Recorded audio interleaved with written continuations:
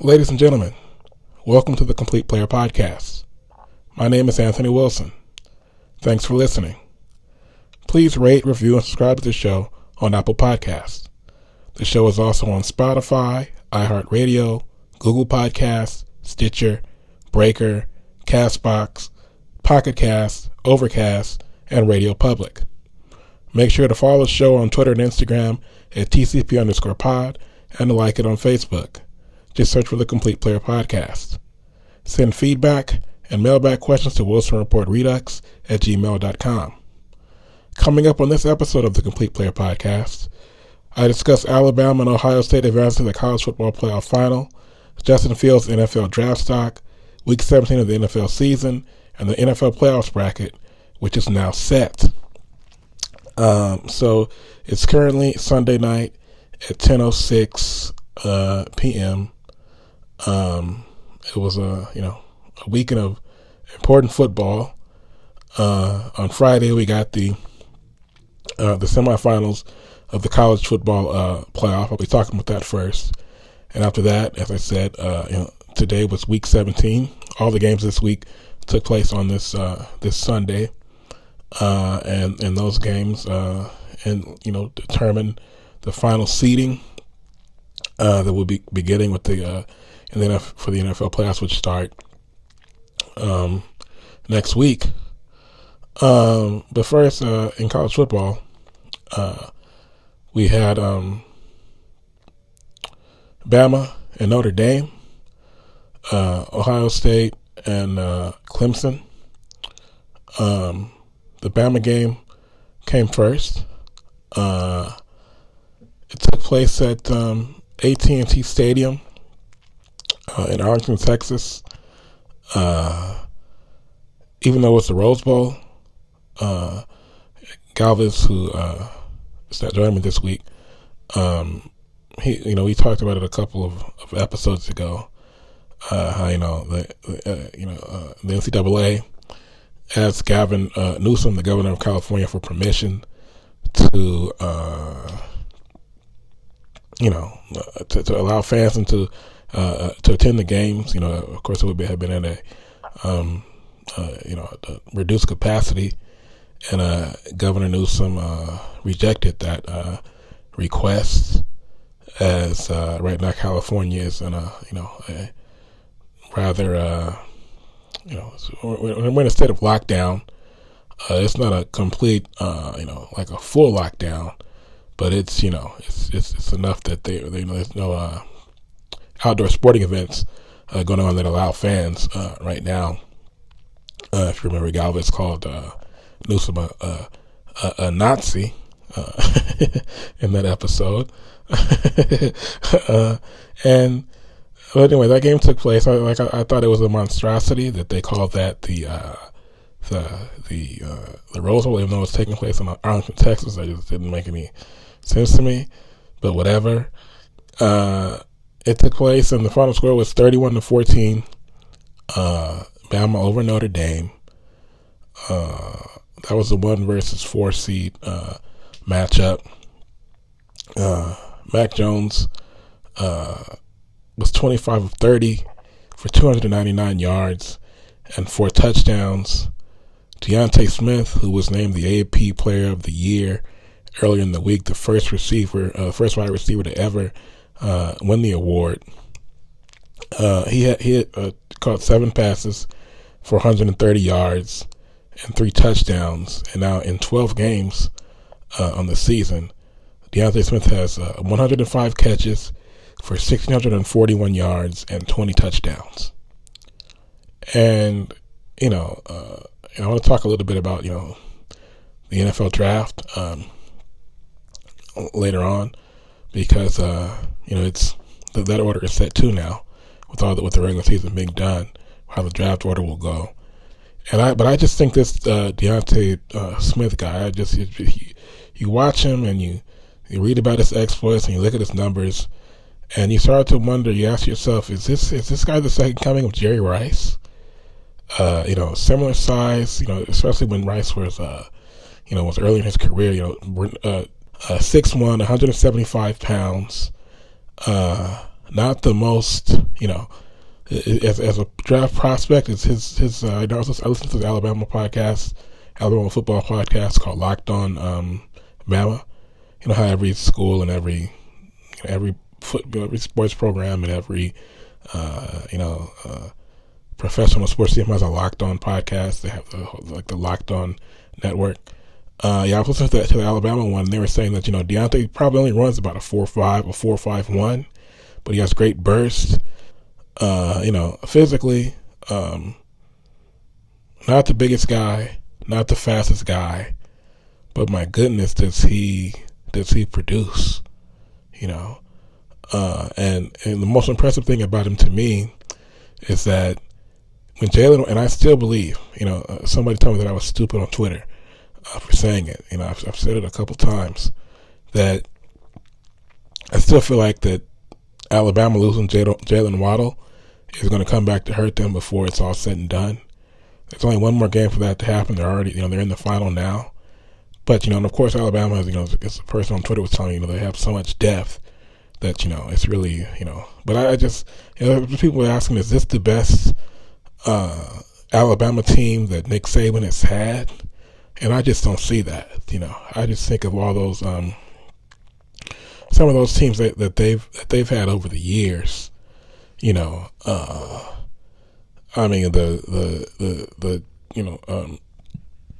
Trent Richardson teams, and Derrick Henry and Mark Ingram, and all the draft picks that they had on both sides of the ball.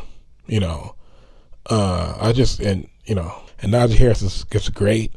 I think he's set all kinds of records for them at the running back position. They still have Patrick Surtain, who's going to be a high draft pick. But it's Alabama, so they're going to have guys drafted because that's what they do. But as far as it's being the best team, I just don't. I just don't see that. And maybe it's because of the, this being a shortened season, barely a shortened season for them. They're still going to end up playing 13 games. But it being a COVID season, not being a traditional season, maybe that's part of the reason I look at it like that. I don't know. But it's a very good Alabama team, and they're going to be facing off in the final against Ohio State, who dominated Clemson in their matchup. Just a truly, one of those.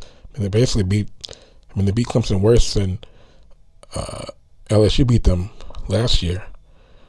The final score was 49-28. Last year's score, I think, was 45-28. Justin Fields was 22 of 28 for 385 yards, 6 touchdowns, and 1 interception. Trevor Lawrence was 33 of 48 for 400 yards, 2 touchdowns, and 1 interception. And the way, I don't want to be reactionary, but the way that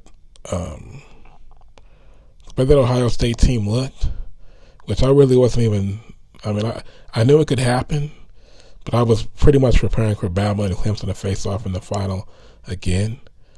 And it's going to be Ohio State. And the way that Ohio State team looked, I just think, once again, I think that I still feel like, but that was my point about Deontay, is that with Waddle not being there and having, younger guys come in who haven't maybe had that type of experience, having to step up, all the attention is on Smith every single weekend, and for him to perform like he does is like he has this year, is really something special. But I still feel like it's going to be this Ohio State team has all their guys, and I don't know. I just I just wonder. And everybody says this is the most, I think they've, this is like one of the greatest offenses in the history of college football. But Alabama has had better offense. They had better offense last year. Seriously, if you look at it top to bottom, this is like a three-headed monster. There's Jones, there's Harris, and there's Smith. But last year's team, you had Smith, you had Waddle, you had Ruggs, you had Judy. They were all on the same team with Tua, and Najee's still there.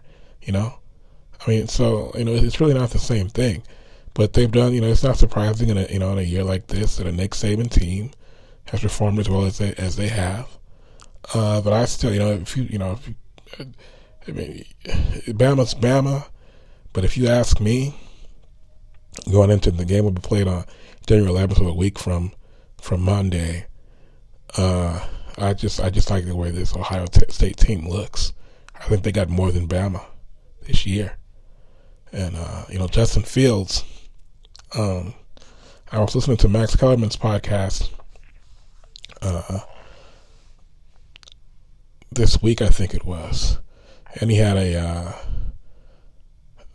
think it might have been Dan Orlovsky. I'm not sure. I don't want to say it was the wrong person, but it was an ex-quarterback who's or was it Phil Yates? Maybe did Phil Yates play football, or is he just like an analyst? I'm not sure, but whoever it was, they were saying, Max said, well, obviously, as it turns out, the Jacksonville Jaguars are going to have the number one pick in the draft. Everybody thought it was going to be the Jets. And the Jets won 2 games at the end of the season, and they took themselves out of the Trevor Lawrence sweepstakes. And it was just understood that if, Trevor Lawrence was the number one, he's going to be the number one pick. And that if the Jets had that pick, that they'd be moving on from Sam Darnold and replacing him with Trevor Lawrence. But then Max asked the question, if it's Justin Fields instead, and the question is Justin Fields or Sam Darnold, then what do the Jets do? And whoever the analyst was, I forgot who it was, but he said that that's not the same thing. Basically saying that Justin Fields has a lot of talent, but he's not the type of prospect that Trevor Lawrence is.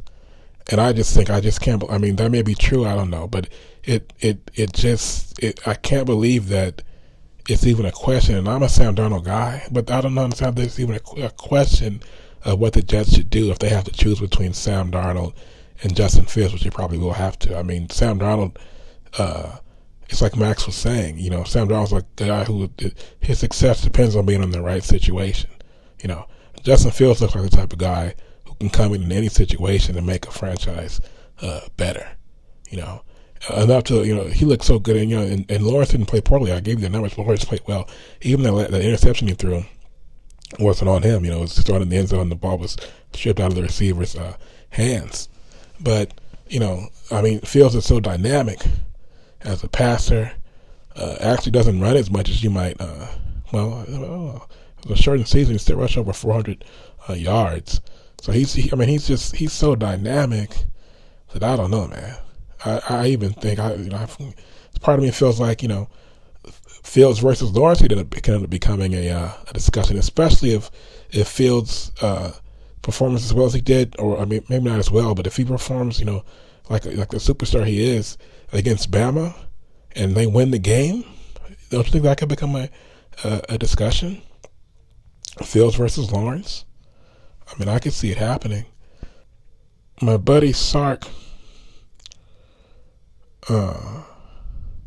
he had a question. I was fielding questions for the podcast. He asked me, he said if the Cowboys pick is up and Fields is still there, that would never happen. What should the Cowboys do? Now, that'll never happen because there's no way that Justin Fields is going to get past number 2 with the Jets. I don't think. I couldn't imagine. Boy, I don't know. I guess if the Jets somehow decide that they like Sam Darnold over Justin Fields, the Dolphins have the number 3 pick. 2 or 3 interceptions today, and the Dolphins didn't make the playoffs, but they have the number 3 pick. They still went 10-6, but they have the number 3 pick via Houston. Somehow, Houston. Somehow they have Houston's pick, and the Falcons at 4, Cincinnati at 5, Eagles at 6, Lions at 7. Oh yeah, so he definitely wouldn't get past the Panthers or the Broncos. There's just no way in hell. So, but even just hypothetically, if that were to happen, I think Dak all Dak did was dislocate his ankle. you only replace, your quarterback if you just don't believe in him. But I mean, Dak has been good enough, and we saw how bad the Cowboys were without him. But at the same time, Jerry Jones didn't believe him enough to just extend him already. So, who really knows? But there's no way the Fields will make it to number 10. So yeah, man, it's gonna be a great final. But if I were a betting man, I probably wouldn't bet on it. But I'm just saying, I think that this Ohio State team, they got all their horses, and Bama, I don't know. I think there's a chance that Bama could be exposed against Ohio State. Let me see here. So, I've already talked some about the NFL. Week 17 took place.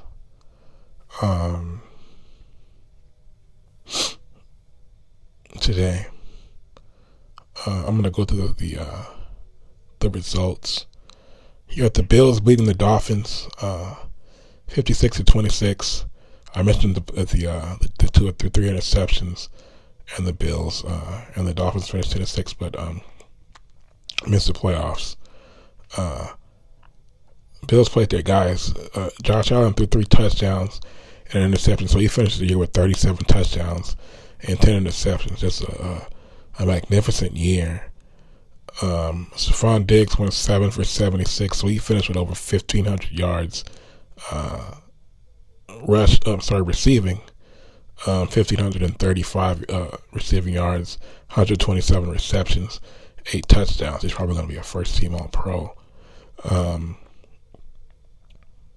And the Bills finished 13-3, which is remarkable. Is Sean McDermott the coach of the year? Then we have the Ravens. The Ravens beat the Bengals 38-3. They finished 11-5 to clinch their playoff spot. Lamar Jackson threw 3 touchdowns and 1 interception. He also ran for 97 yards on 11 carries. So another year, second straight year for Jackson, over 1,000 yards rushing. Even a year or so, his passing wasn't as efficient or prolific as a passer. But still, anytime you throw over 25 touchdown passes and rush over 1,000 yards, that's pretty good, and you make the playoffs. The Browns beat the Steelers. The Steelers started Mason Rudolph in place of Ben Roethlisberger. And the Steelers are pretty much, their thinking is that they don't really care. There's no fans in the stands anyway. So they're just, they're in the dance. They don't really care where they have to go or whether they have home field or not. So they're going to have a rematch with the Browns. The Browns finished 11-5. They made the playoffs for the first time since 2002. Nick Chubb went for 1,408 yards, so he broke the 1,000-yard barrier. The Vikings beat the Lions. That one didn't matter. The Patriots beat the Jets. That one didn't matter. Cam Newton didn't throw 3 touchdown passes miraculously. I think the Patriots are the team that have I think the Patriots are one of the 2 teams that has the best chance of making a leap next season after going only 7-9 this year. So Cam only threw, I think, 8 touchdown passes this year. So if they can get actual NFL level quarterback play next year, there's no reason that they can't bounce back and be a playoff team again. And as far as the Jets, like I said, I don't think it should be a decision, but we'll see what they do. The Falcons and the Buccaneers. Tampa's on a 4-game winning streak after that little slump that they were in. Tom Brady threw 4 touchdown passes, 399 yards, so he threw 40 touchdowns, and he also rushed for 3 touchdowns in the season. So that's 43 touchdowns total at age 43 for Brady. Rojo was back. He falls just shy of 1,000 yards after missing a couple games, so 978 yards and 7 touchdowns. He also had a receiving touchdown in 14 games. It's too bad he couldn't get to 1,000. Antonio Brown is starting to come around. He had 11 for 138 yards and 2 touchdowns. So he's been playing better. He scored touchdowns in 3 straight games. So I don't know. They just the Bucks. They had that slump, like I said. Then they came out. They had their bye week, and they came out and they went undefeated after their bye week. But if you kind of look at who they beat, they lost to New Orleans twice. They lost to Chicago, who's in. They beat Green Bay. Lost to the Rams. Lost to Kansas City. And none of those teams they beat come out of the bye week were playoff teams. So, they only had one win all season over a playoff team, and that was against Green Bay, which was impressive, but still. So I still feel like Tampa Bay they're more like pretenders. The Packers beat the Bears.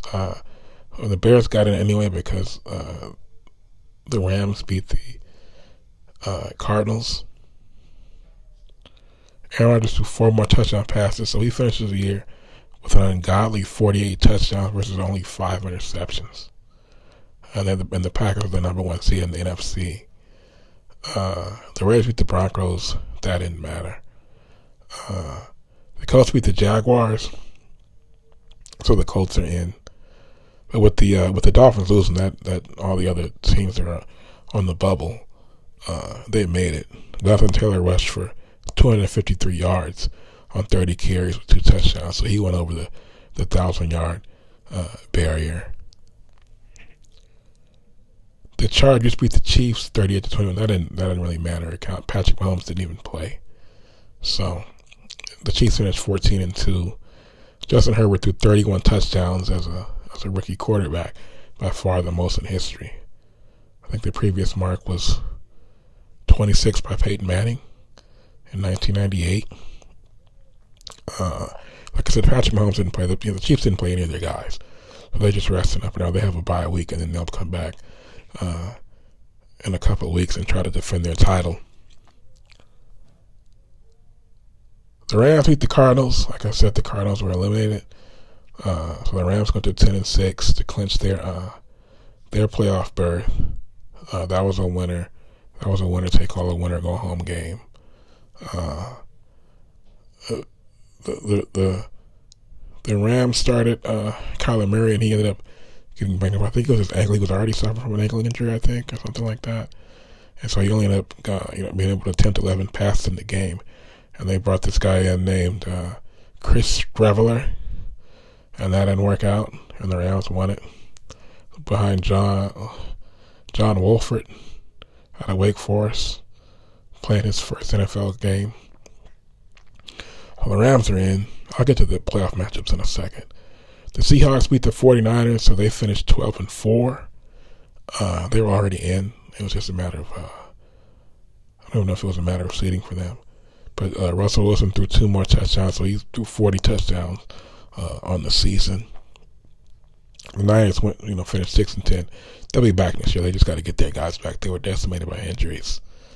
The Saints beat the Panthers 33-7. They finished 12-4. They were already in. Saints are going to be tough. Saints might be.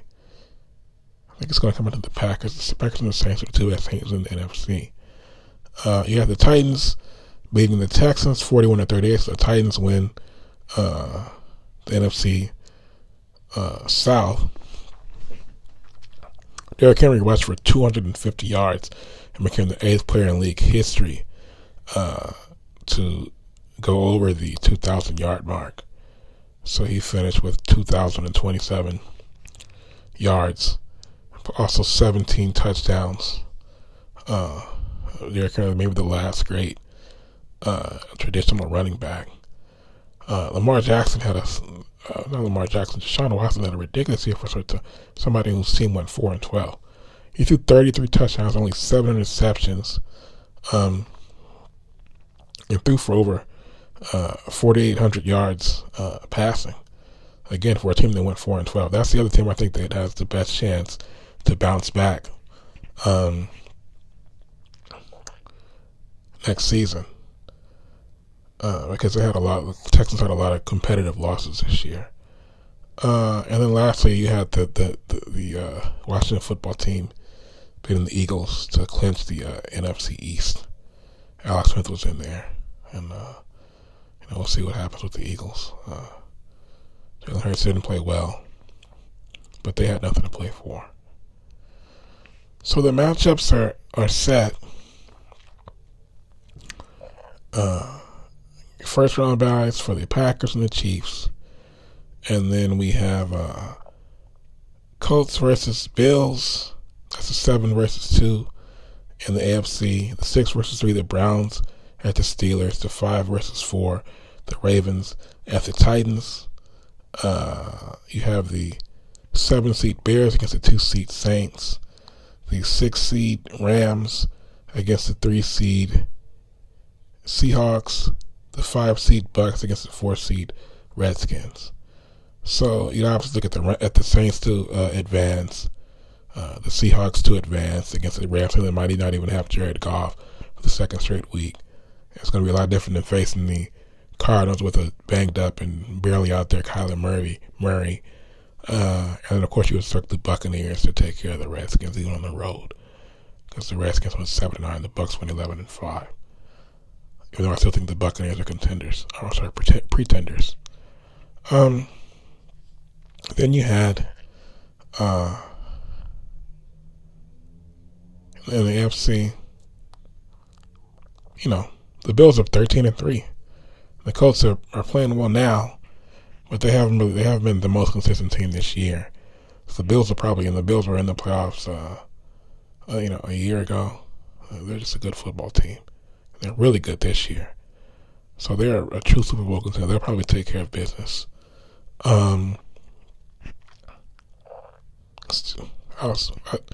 These are a couple of tough games. The Ravens, like I said, they're 5 against the 4-seed Titans. I think the Titans take care of business. The Titans got them last year, and I think they're going to get them again, because the Ravens have really not been that good this year. They played well enough at the end of the season to make it to the tournament, but I think it'll be a second straight year where the Ravens was their first playoff game. And then as far as Browns-Steelers, I think the Browns can beat the Steelers again, but they probably won't. The Steelers struggled down the stretch, man, big time. They would have come back and beat the Colts, but if I had to put money on it, I'd probably go with the Steelers. As far as awards go, I didn't really think about this. I'm kind of just going off the cuff. Obviously, Aaron Rodgers is the MVP. The Offensive Rookie of the Year is Justin Herbert. The Defensive Rookie of the Year is Chase Young.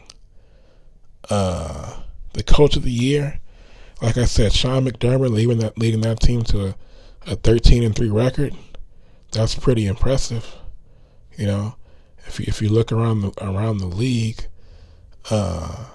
Miami missed out in the playoffs, or else Brian Flores would have gotten some consideration. It's good what Stefanski did with the Cleveland, but still, like I said, Buffalo went 13-3. What else is there? Defensive Player of the Year, I'll go with T.J. Watt. Offensive Player of the Year, I'm going to give it to Derrick Henry. I think that's usually how they do it, isn't it? Like, they'll give the MVP to the quarterback, and then they give the Offensive Player of the Year to the running back if he has a monster year. Is there anything else? I think that's it. Before I get out of here, just a reminder to rate, review, and subscribe to the show on Apple Podcasts. The show is also on Spotify, iHeartRadio, Google Podcasts, Stitcher, Breaker, Castbox, Pocket Cast, Overcast, and Radio Public. Make sure to follow the show on Twitter and Instagram at TCP_pod, and to like it on Facebook. Just search for the Complete Player Podcast. Send feedback and mailbag questions to WilsonReportRedux@gmail.com. I am out.